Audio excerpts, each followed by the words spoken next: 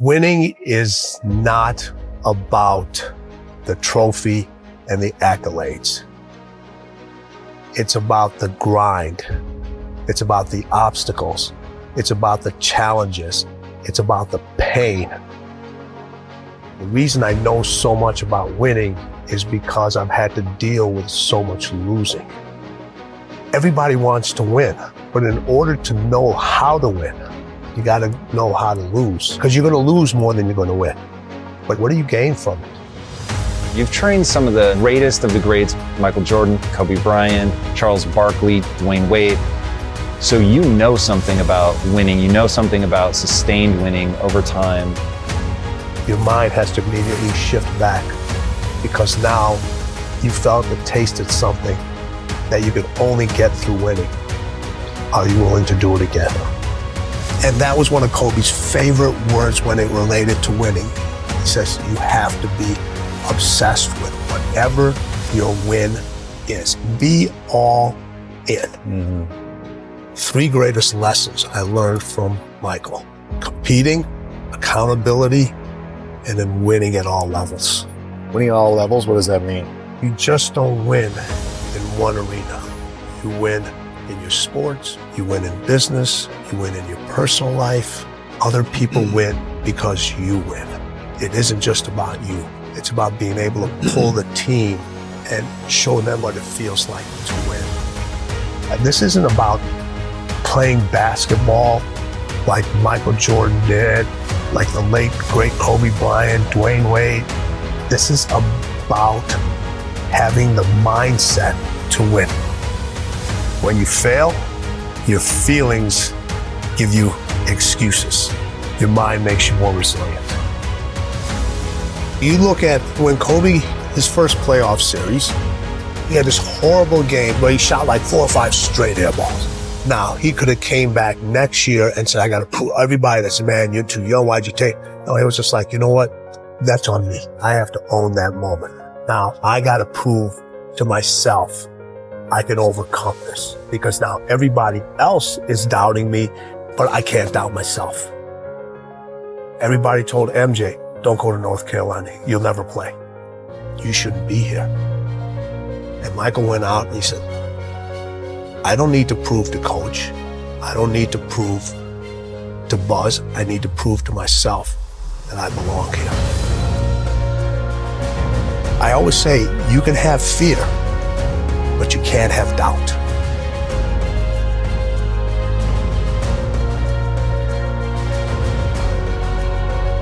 When I was working with my professional athletes, it required me to do a lot of travel. And this story gets me every time. So when people say it didn't hurt, it still hurts. I was packing for a trip. My daughter walks into the room. She says, Dad, why do you travel so much? I said, sweetheart, this is how I provide for the family. This is how I take care of you and Mom. This is how I put food on the table. She looks at me and says, Daddy, if I eat less, will you stay home more? Now people would think in a fairy tale, or most people would say, I unpacked my suitcase. I'm not going to take this trip. All right, let's go grab some ice cream or let's go out. I kept packing. Why? I had to set an example for her early of what it meant to win and what you have to leave behind sometimes in order to pursue what's unique to you. And I wanted her to understand this is who I am. And I want to set an example for her.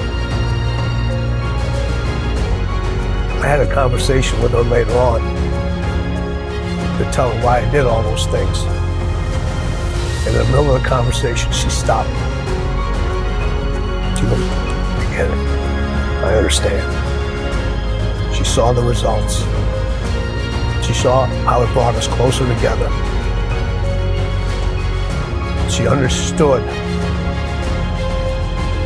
my dedication to my craft and what it took to excel and what it took to be different and what it took to stand by unpopular decisions, knowing that every successful person that I've met, every successful person that I know had to make those decisions over and over again. There are things that are going to have to take a backseat. You're going to have to leave a lot of things behind.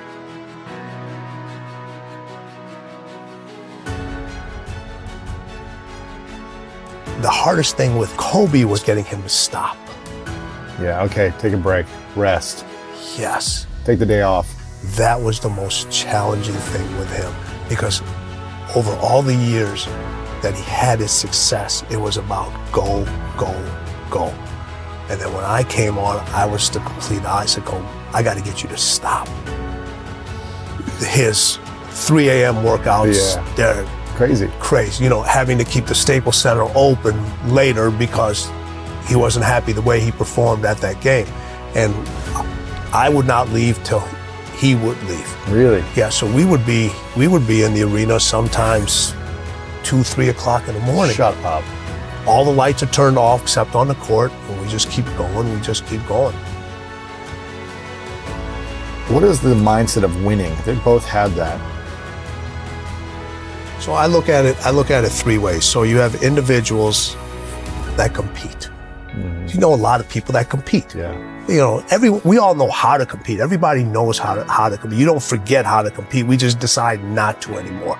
But a lot of people compete just to finish. Then there's individuals that win, but they only win one time. It's easy to win and then never win again. And then there's people that win at winning. You can't come back the same. Cannot come back the same. You have to come back different. You have to come back better. Winning wants you to be different. Winning requires you to do different things. Winning requires you to think in a different way. Winning speaks its own language. Winning has its own way of recognizing you. Winning wants you to write your own story. Stop looking for steps. Those steps are infinite. Find your own path to winning. Because as the late, great Kobe Bryant said, winning is everything.